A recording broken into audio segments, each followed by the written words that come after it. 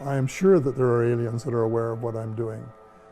Probably more than one species, because they communicate by mental telepathy, and consequently they can read your mind, and you can't hide what you're thinking even. So they would know exactly what everyone's doing and what thinking, and I'm sure I'm no exception.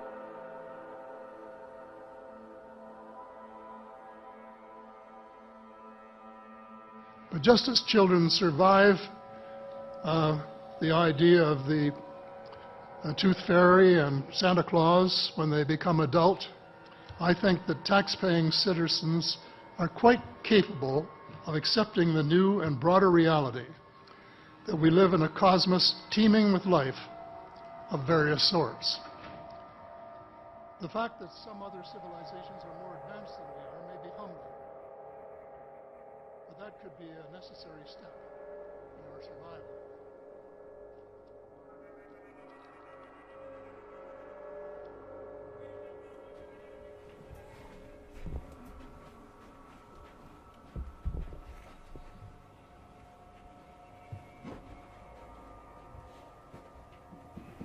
It's very heavy.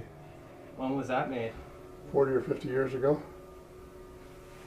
Back when I was in my heyday. Sometime, I guess. My interest in UFOs was not very great until 8 years ago. When I was Minister of Defense, of course, I got sighting reports, but I was too busy unifying the Canadian Armed Forces to be able to worry about them. So I wouldn't say I was a skeptic. I wasn't. I was an agnostic. I didn't know whether they were real or whether they weren't. But there was a young man in Ottawa whose name was Pierre Juno, and he started sending me things about the UFO file. One of the things he sent me one day was a book called The Day After Roswell, and I found it absolutely fascinating. While I was reading the book, my nephew said, "What are you reading?" I told him what it was, and he said, "Well, I'm a skeptic." A couple of days later, he phoned and said, I was talking to the general. The general, incidentally, was a former United States Air Force general that he had met in his aviation career. And I told him what you were reading, and he said, "Every word of it is true and more." I phoned the general. Before I could even say hello and how are you, he said, "Every word is true and more." And he said that there had, in fact, been face-to-face meetings between United States officials and extraterrestrials from other star systems. And with that assurance, I decided to go public and say, for the first time, of anyone of cabinet rank from the G8 group of countries, that UFOs are as real as the airplanes flying over your head, and said it without any restriction whatsoever. Morning, ladies and gentlemen. My name's Clifford Stone. I was a Sergeant First Class, United States Army.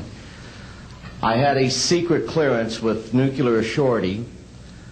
I could get the clearance that I needed to do whatever it was that was necessary for me to do at the time on special operations when I was called in on those.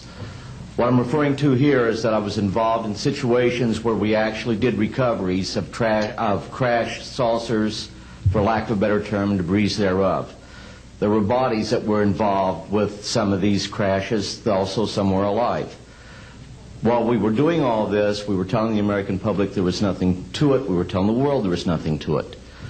I'd like to go into detail on some of the cases, about the nuts and bolts cases right here, but I will be available if you have any questions concerning my involvement in this. You can talk to Dr. Greer to arrange for me to get to talk to you. But the whole situation is, we've set back, we've told the American people that there's no such thing as UFOs. I've been involved where we have recovered these objects. We know them to be of extraterrestrials. In 1969, I had an event that happened to me while I was stationed at Fort Lee, Virginia. We went to Indiantown Gap, Pennsylvania. That would be my first exposure to any time that we would be recovering an unidentified flying object. When we went there, we already had people that was already in the facility. We were a backup team, which was supposed to be NBC, because there were supposed to be some nuclear materials that was on board this craft. Later on, most people involved were to be told that there was nothing on board it. It was nothing more than just a crash of one of our aircraft. I know better, because I was one of the people that approached it with a Geiger counter to get surface readings. I was the first person to go ahead and see that there were bodies on it. That would be the first of approximately 12 events. UFO crashes are not events that take place every day. They're rare. I know we're not alone in the universe. I know that the absence of evidence is not evidence of absence. It's evidence that has been denied to the American people.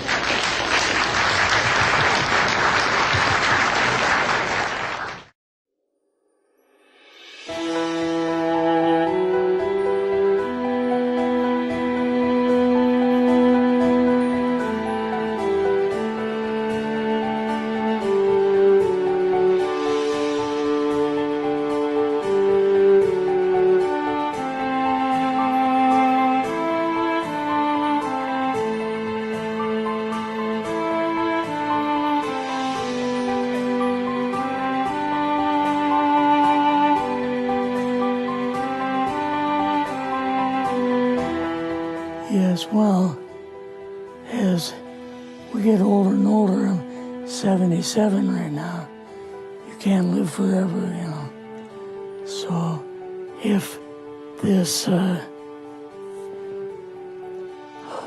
procedure I'm going to have to clean the blood doesn't work, then I've got probably a few more months to make it before my kidneys shut down, you know. So that's kind of why I'm kind of going along with the interview at this time.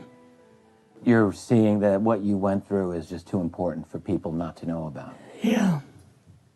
Yeah. Can you just, can we start at the beginning with your military career and just walk through what exactly your experiences were? Was drafted into the military and got into the U.S. Army. After that, I was sent to the Signal Training Center in eastern United States. What year would this be? 58. I went through the Signal Training course. And at that time, I went through the radio teletype course and also the cryptography course, crypto. They had 5 instructors that were getting out of military service. So they pulled the top 5 students, and I was 3rd in the class. So I got pulled as an instructor. Now, were you at this time also working yet for CIA? No. Not yet? No. After one day, my boss came to me, and he said, how would you like to, make some extra money? And I said, oh, money is good. So he's explained to me that he could put it through, would have to get a top secret White House Q clearance for the job, And I thought, boy, must be a pretty exclusive thing, And I said, well, what is this? And he said that I'm director for the CIA for Eastern United States, And I said, oh, I didn't know that. And he said, you weren't supposed to. After about 6 weeks, my security clearance came through, and I got my CIA card. It was an ID card, like a credit card, where I could just go up to the door and slice it, walk right in. And my name at that time, I used a artificial name too. Never used my real name. I started working with him on the project he was on, and that was Project Blue Book. which was kind of partially a fraud. You're saying some of the Blue Book cases were, Yes. were completely fictitious? Yes. But the cases that we got came from, I think it was Fort Belvoir, Maryland. Fort Belvoir? Yeah. And it didn't come from the Pentagon, or it didn't come from CIA headquarters. But we would get reports about a certain sighting that they had in Mexico or Italy or something like that. And then we had people that would follow through on it, that would go out and interview the people to see if they were nutcases or if it was real, you know. So they'd be going overseas frequently? I wasn't, but I always stayed statewide. But the people we had working with us from the CIA would do that. We would get like a new report probably a couple times a week. I was coming into the Army fresh off the farm, you know, so I really didn't have much knowledge of anything, but my boss filled me in on Project Blue Book and what they had found so far as grays and aliens and the Roswell incident. How did you feel when this first got dumped on you?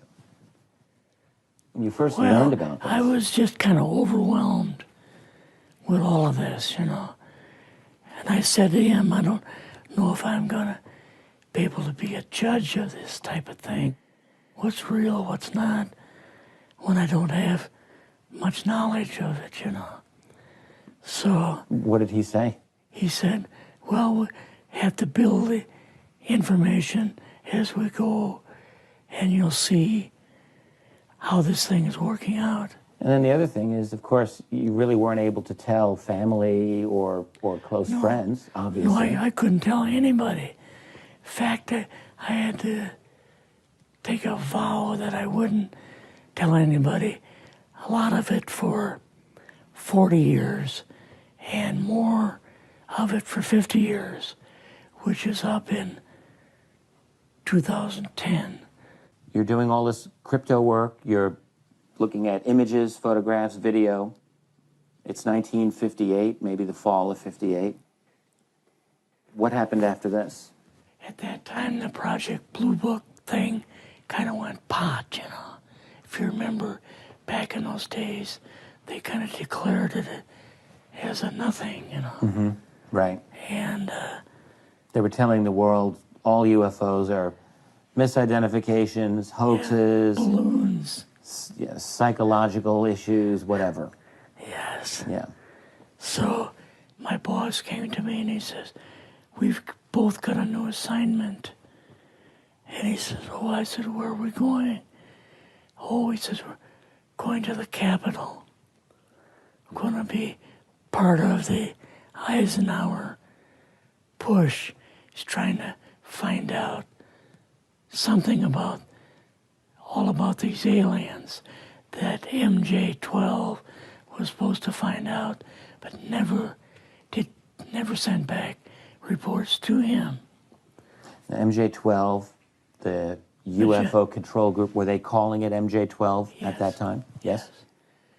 They called us in, went into the Oval Office, and President Eisenhower was there and Nixon, and they said, we called the people in from MJ-12 from Area 51 and S4, but they told us that the government had no jurisdiction over what they were doing. So being a general, past general, you didn't tell them to go to hell without any real good reason, you know. So he said, I want you and your boss to fly out there. I want you to give them a personal message.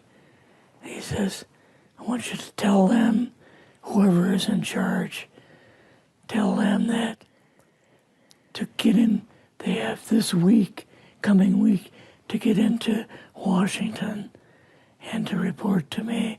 And if they don't, I'm going to get the First Army from Colorado, and we're going to go over. We're going to take the base over. I don't care what kind of classified material you got. We're going to rip this thing apart. Eisenhower was going to invade Yes, Area 51. Yeah, with the First Army. So you go out with your superior. Yes. You fly out. You land. What happens? Can you describe this whole process? What you saw?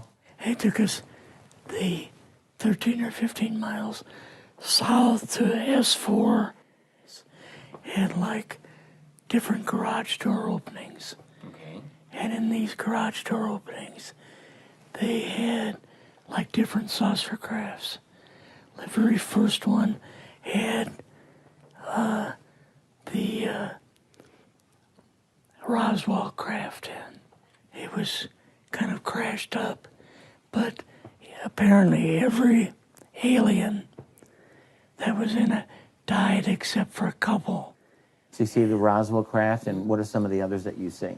Well, the Roswell craft was really strange because it looked like real heavy aluminum foil. We could rock next to it, and you could rock it. The whole thing probably weighed 150, 300 pounds. Could they tell what the source of power was of this craft? Yeah, it was like a reverse gravitational thing of some kind.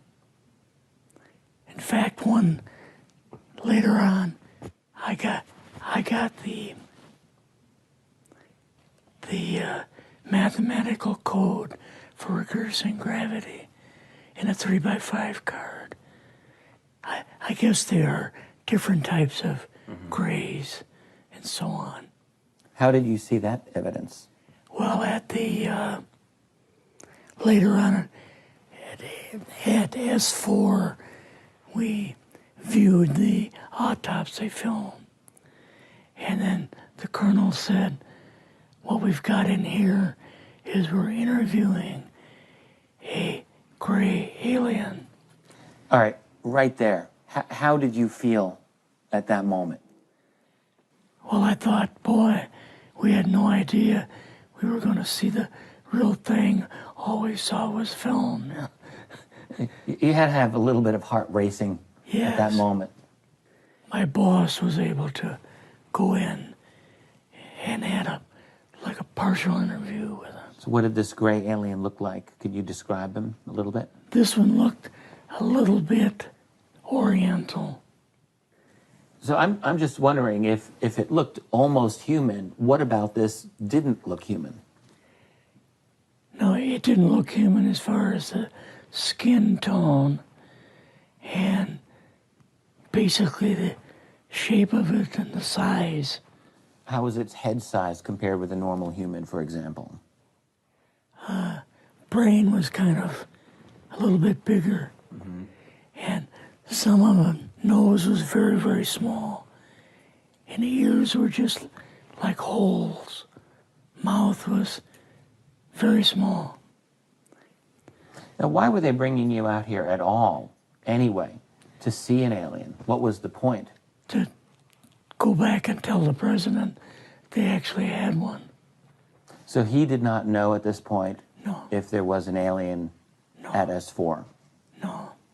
What did you do then at Area? Were you done, or did you have other things to do at Yeah, S4? so basically we were kind of done. Went back to Area 51. They took us into the main building, and there we saw a U-2, which of course we didn't know existed. And a model of the SR-71. Yeah, the Blackbird. So, but like I mentioned earlier, it was not a model of the current Blackbird. It's an earlier version. But an early version. Did you go directly to Washington after this? Yes. Or did you go somewhere else? How did they get, did you fly regular airline or? We flew back to the commuter plane back to the air base, and then took President Eisenhower's Lockheed Electra back to Washington. You and your supervisor, Yeah. superior officer, and now you're meeting with the president? Yes. Can you describe this? Well, we met with him in, the second story of the old OSS warehouse building. And Eisenhower and Nixon were there, and also Hoover was there. So he asked us what was going on, and we told him about the alien, the whole situation, and the black projects and so on. And he was just totally shocked. He appeared for the first time to be worried. You know, like he was worried. I would think that Eisenhower would, he certainly knew that flying saucers were real. Yes. He knew that there were aliens. So I guess I'm just wondering, what would he have been, really surprised about? Surprised about the black programs. Eisenhower said, got to keep this thing completely secret.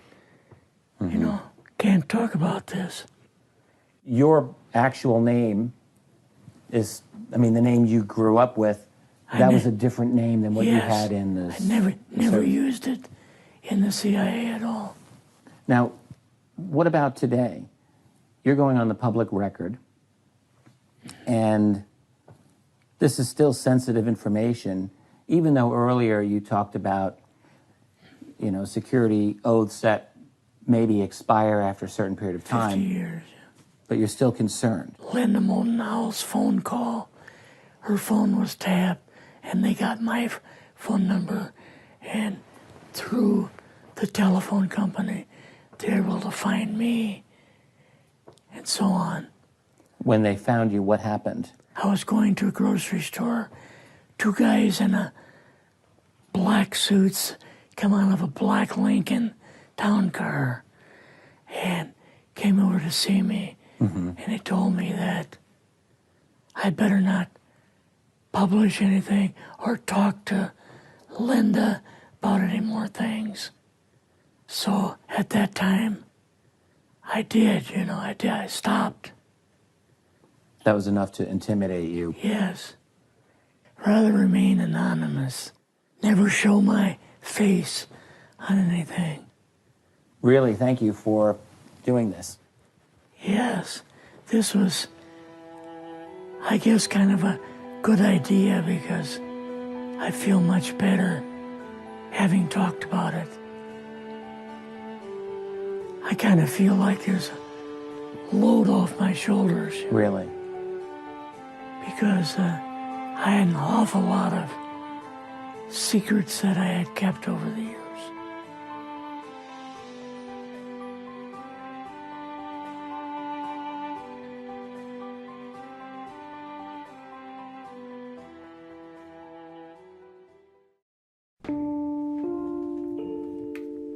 As soon as the wire systems had got the story out, information started coming in. Dozens of emails with personal experiences of how people have seen vehicles flying over their homes, and in some cases how they've been abducted. And I got these things from many places, including a lot of other countries. I would not attempt to say how many terrestrials are living on Earth at the present time. I have reports of several species that are here and have bases here. There's one species that looks something like a praying mantis. And then the short grays are the ones that you see in the cartoons. The tall grays look much different. They look more like humans. And the Nordic blondes, for example, are so similar to humans that they can walk down the street and not be detected. None of them are exactly the same. They are way ahead of us in medicine, agriculture, and still, I guess, presumably in technology. There's no question the U.S. government took this whole idea of advanced technology very seriously and started back engineering and spending a lot of money on it soon after the crashes at Roswell in 1947. They have a very interesting way of keeping things quiet, and that is everything is on a need to know. So you could be working in a lab, or you could be making some kind of piece of machinery, and you wouldn't know what it was for. And then the guy that gets it, he would only know what it fits into. And this goes all the way up to the ladder. The rating was higher, the security rating was higher than for the H-bomb. So one of the top, and still is. That's the way it works. Which technologies are you certain that have been shared with us from extraterrestrials? Fiber optics, microchips, Kevlar, and improved lasers, and a whole range of things where their technology was much improved or advanced from ours, light years ahead, really, I think. Those were just the obvious ones that were fed into American industry, and more have been since.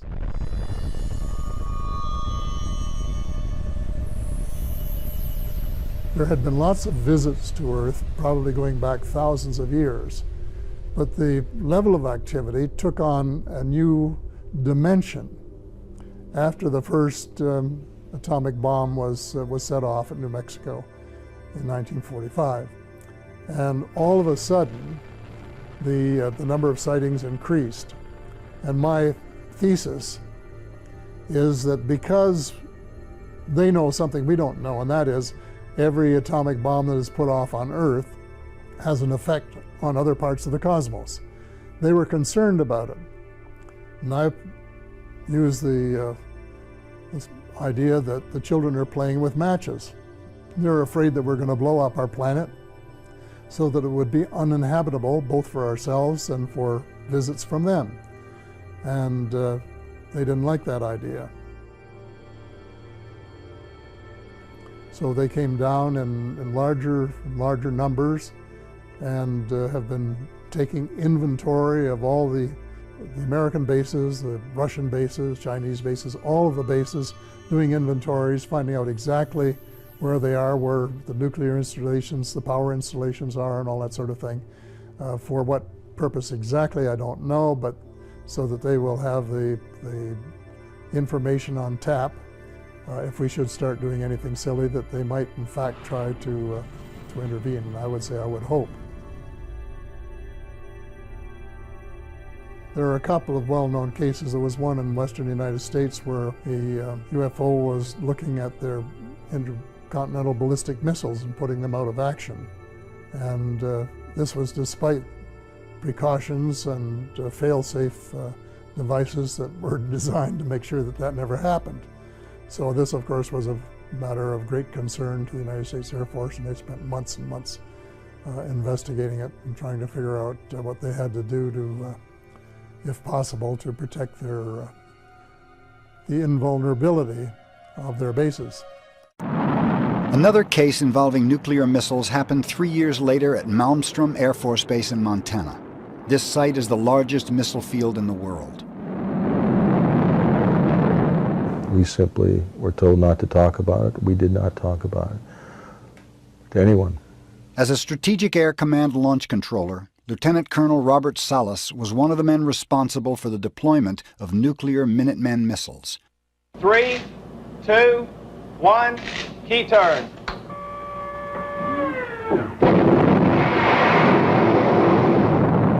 These missiles were to be launched as a counterattack in the event of nuclear war. On March 16, 1967, Lieutenant Colonel Salas was on duty when he was contacted by his topside guard, stating that there was an unidentified object above the missile site. Combat control, we advise initiating area. Salas ordered the guard to observe and report back on any further development. Then he called back within a few minutes and was very frightened. I could tell by his voice he was extremely agitated. He said there was an object hovering outside the front gate. A reddish-orange, oval-shaped object, and it just hung there quietly. I went and woke up my commander and told him about the 2 phone calls. And as I was telling him about the phone calls, our missiles went into no-go condition, one after the other. Well, we lost nearly 20 missiles that morning. After speaking with his commander, Salas again contacted the topside guard. The guard said that the UFO had vanished, basically just took off at high speed, was no longer there. These missiles are controlled individually. So if something did happen within the system, the electrical system, let's say, or the command and control system for one missile, one launch facility, it would not affect the others. And in addition, these missiles are separated by miles. So all these things point to the fact that somehow this object was able to disable these missiles. Later that day, Salas was ordered to report to the Air Force Office of Special Investigations for debriefing by 2 OSI officers. And so after we gave him our little debrief, the first thing the OSI guy did is stand up and said, "You need to sign these documents not to disclose any of this to anyone ever." And we signed, and basically that was it. Neither one of them asked too many more questions, and we were escorted out. Several recently declassified documents support Salas's claims of UFO sightings near Malmstrom. This preliminary report, dated the 24th of March 1967, states that between the hours of 2100 and 0400 Mountain Standard Time, numerous reports were received by Malmstrom Air Force Base agencies of UFO sightings in the Great Falls, Montana area. It goes on further to state that reports of a UFO landing near Belt, Montana were received from several sources, including deputies of Cascade County Sheriff's Office. Another formally classified secret Air Force telex states that the fact that no apparent reason for the loss of 10 missiles can be readily identified is cause for grave concern to this headquarters. In 1993, after Lieutenant Colonel Salas had retired from the Air Force, he tried to gain access to official Air Force records of the incident. In a letter from the Department of the Air Force, he was informed that no UFO report affected national security, making reference to an attached Air Force fact sheet which states, "No UFO reported, investigated, and evaluated by the Air Force has ever given any indication of threat to our national security."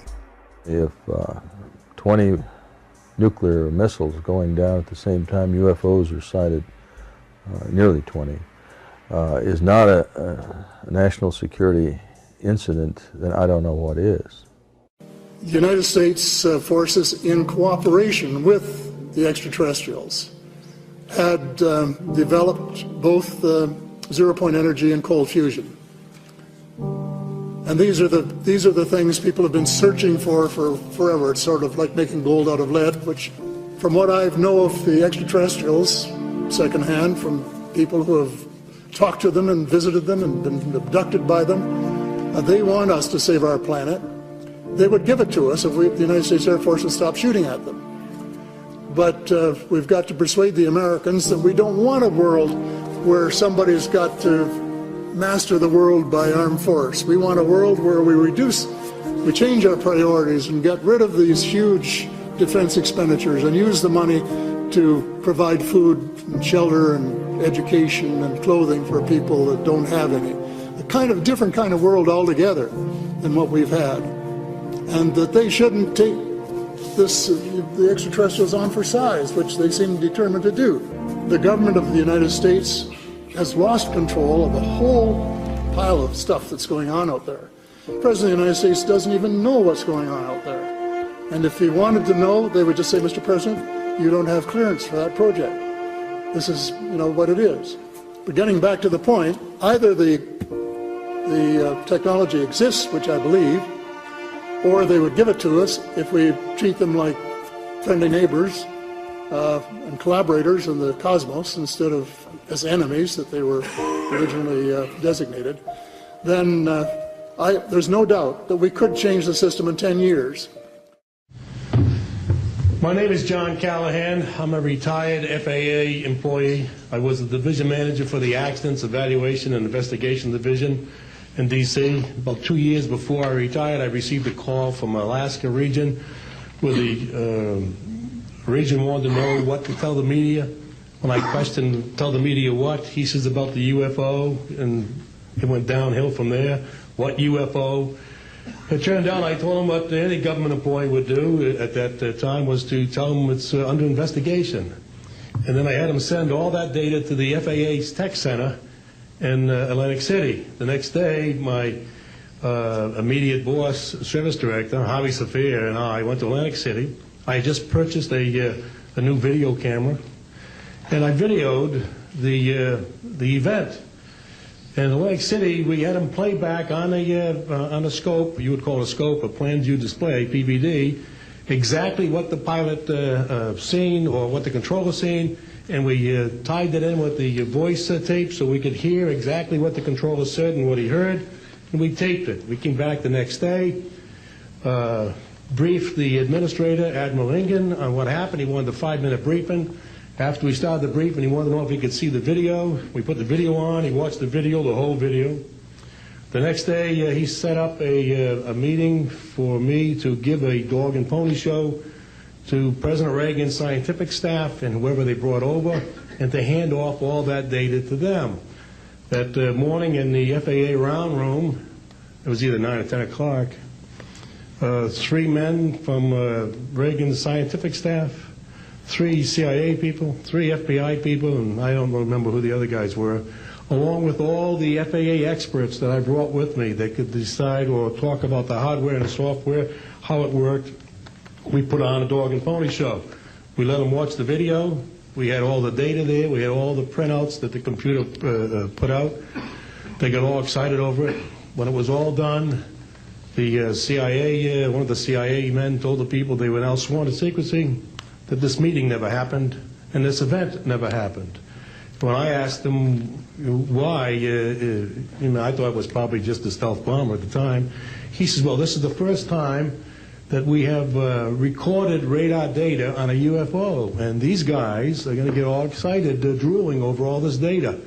I said, well, you're going to tell the public about it? And he says, no, we don't tell the public about this. It would panic the public. He says, we're going to go back and study this. I said, okay.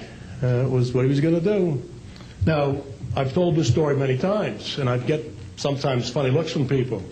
I have with me the voice tapes of the controllers that were involved, the FAA original tapes. See, after we handed this stuff off to the president's staff, the FAA didn't know what to do with it. We don't separate UFOs from real traffic, so it's not our problem. Okay?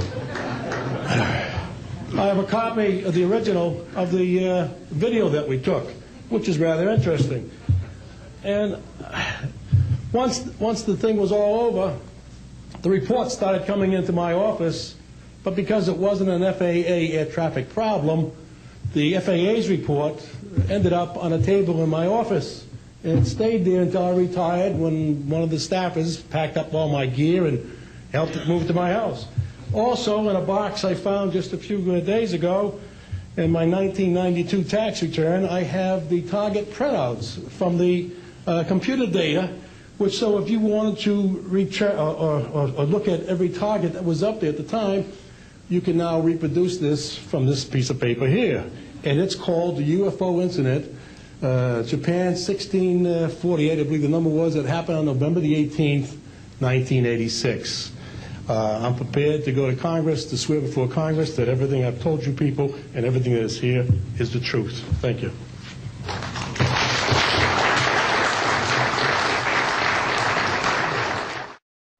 You removed the soundtrack from the tape before you turned it over to this program. That's correct. I can't allow the voices of the project personnel to be heard by the general public. There's a very good chance their family or friends on the outside might recognize them. Isn't your purpose in releasing this tape to expose Area 51 to the world? My purpose is to expose the existence of the aliens, not compromise these individuals. I made the decision to come forward. I'm taking precautions to protect my own identity, and I don't think it's fair for me to put these others in danger of exposure. In any case, the interview on the tape went nowhere. It was interrupted, as you'll see. Can you describe for us what we're seeing? All right, we're looking at the interview suite at S4. It's kept dark for the comfort of the aliens. The figure who is just barely visible in the left foreground is the telepath, and behind the camera is a raked seating area for observers. Although in this case, I believe the only other person present was a military aide. The alien is seated behind a glass partition in a biocontainment area, which is maintained at biosafety level 2, the lowest designation. That's primarily for the protection of the aliens, not us. The theory is that if they were going to infect us with an alien bug, it would have happened 50 years ago.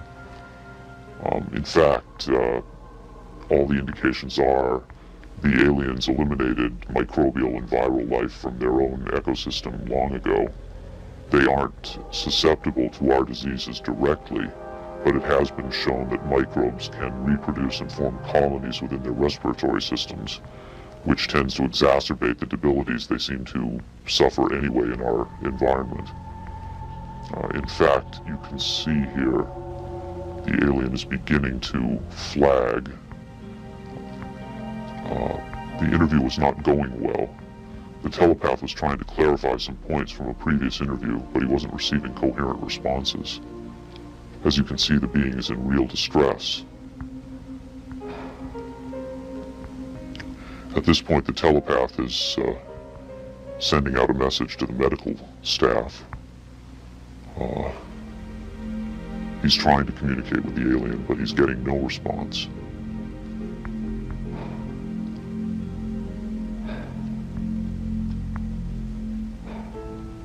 There's very little he can do.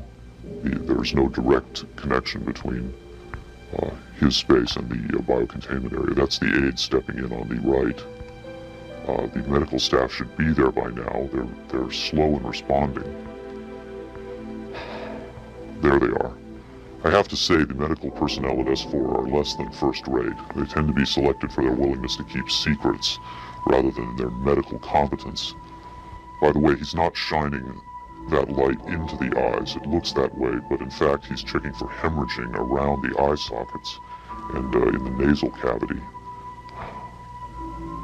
I'm sorry. It's very hard for me to watch this.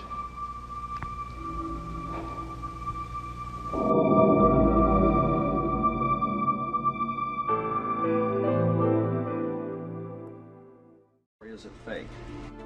I grabbed a frame in the computer and we're outputting it now in digital format, and you can see that we have an absolutely solid picture. What we've done is taken the picture and moved it over so that we can look at the information that's in between the frames.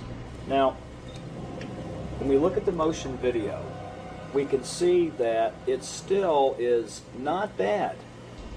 And when we have this little indicator down here, it tells me that the original image was transferred using some kind of time-based corrector. These are video screens up here, television, video monitors, and they're off at an angle. If this was shot using a video camera with lines on it, we would see moire patterns up there, and we don't see the moire patterns. So there's a probability that this was shot originally on film, possibly a film stock like 7252 or 7247, depending on the lighting.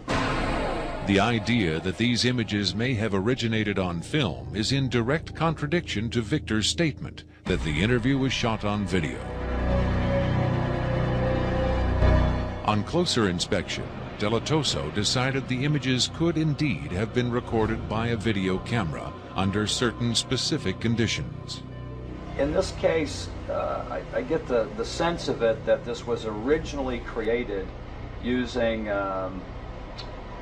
either film, transferred telecine to beta, but then this is the third generation, or it was taped under very low light conditions with the video gain boosted probably 12 dB. Even the emotionless analysis of a computer cannot provide a definitive answer. Delatoso's efforts yield tantalizing hints, but in the end they only increase the mystery. One of the key things about this creature are its eyes. Like the other experts, video analyst Jim Delatoso was emotionally affected by what he saw. He took the tape very seriously and offered this personal opinion. If someone faked this, I don't like these people. I think it's a bad thing for people to do, because if extraterrestrials come here, it's an incredibly important thing to understand who they are and why are they coming here. If this is not faked, I think we've got a glimpse here of a sense of communication with someone who came from a long distance away. When asked his opinion of the alien interview, Adair was careful to answer only in terms of his own experiences. If you're referring to the film where it's aliens being interrogated at Area 51, I don't know. I've never seen a UFO in my life. I've never seen aliens pickled in a jar or anything like that. But I know I saw an engine that wasn't from our terrestrial technology. If you look at an engine like that, it came out of a craft. If it come out of a craft, then that craft has occupants. So it's very logical to assume then that those occupants could still be here and they could be interrogating them, or they could have downed another craft since 1971. Makeup artist John Criswell has provided special effects creatures for many Hollywood motion pictures and television shows, such as Spaced Invaders and Babylon 5. Hired by Rocket Pictures to create the aliens for the recreation segments of this program, Criswell was very interested to finally see the real thing. By Hollywood standards, I would say it's a pretty decent puppet. Well, to be honest with you, I would love to buy this being real, but it's probably a hoax. Well, I think this is a really cool design, and it's a great concept, but I think I could have done better. Whoever did this, I mean, they could have a job in Hollywood in a minute, no problem. This one has a much creepier quality than the alien autopsy tape, I think. That one I definitely didn't buy just because of the way it laid on the table. There was a couple of things. This actually, whoever did this was, or if someone did this, they were very clever because it hides a lot of stuff. So that's what makes me kind of disbelieve it a little bit. But, who knows? Criswell thought the alien exhibited movements that would be difficult to fake. There are moments when this looks very real, and I don't know how they did certain little things about this. So right when I would say that it's definitely a puppet, he moves a certain way, or he'll lift up in the frame and all that, and all these little things are important to the to the character of him.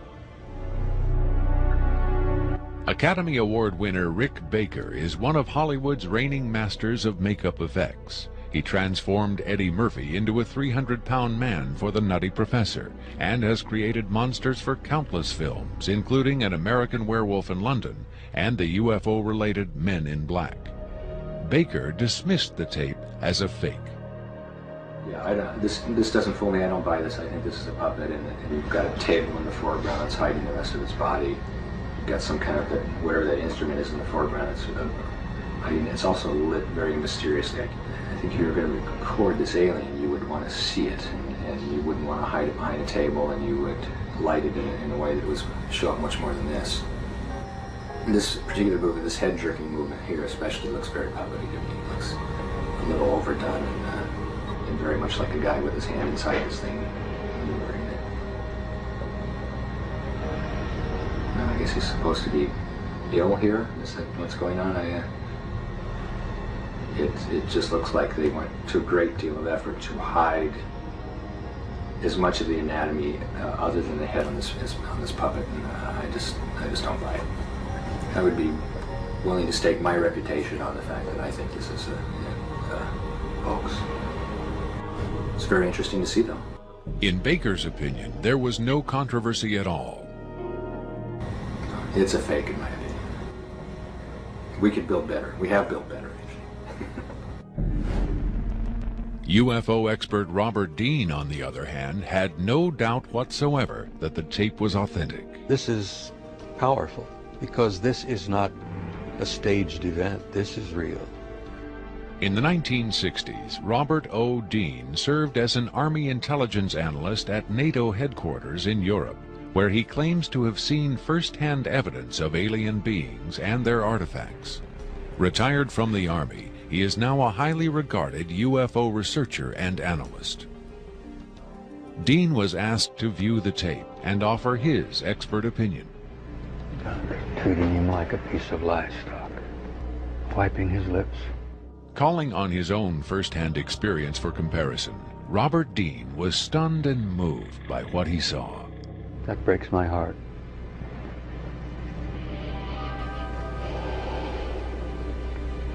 I think you've got yourself a piece of legitimate footage here, and I think you've got your hands on some pretty sensitive material.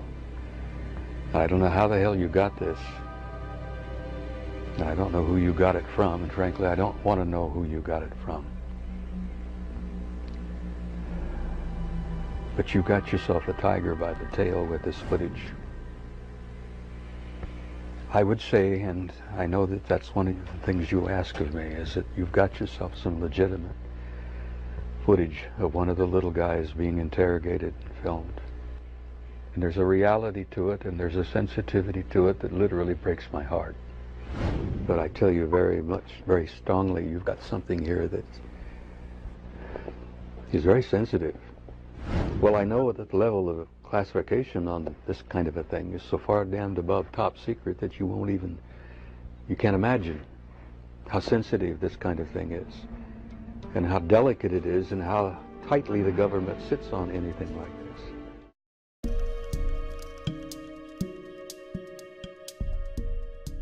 One of the problems I had when I first went public was newsmen saying, well, have you ever seen one? And I said, no. And then they said, well, then we can't really take you seriously. But my first actual sighting, I was at my place in Muskoka a couple of years ago for Thanksgiving. My wife Sandra said, going out to look for stars. And here was this very, very bright star right out over the bay. We both looked at it, and all of a sudden we saw it change location in the sky by 3 or 4 degrees in 3 or 4 seconds. Well, stars and satellites and airplanes don't do that. They can't do it. And it was a tremendously interesting experience, and one, of course, that confirmed my beliefs that they are real. After I went public, my daughter, who lives in the old house here at Christmas time, saw one go by her window in the cross behind the boathouse. And the family were saying that they thought that the UFOs had come to get me.